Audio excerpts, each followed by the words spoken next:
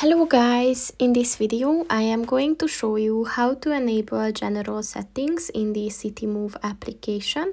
But first I just want to mention, don't forget to subscribe to my channel, because at 10,000 subscribers I am going to show you my whole YouTube revenue statistics and growth strategy, as well as how to make money online.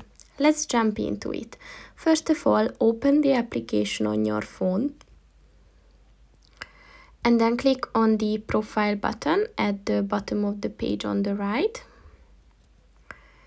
And at the general settings section, just look for the settings that you want to enable. So, for example, sending third-party offers, which means that Citymove will occasionally send you marketing offers and discounts from their partners.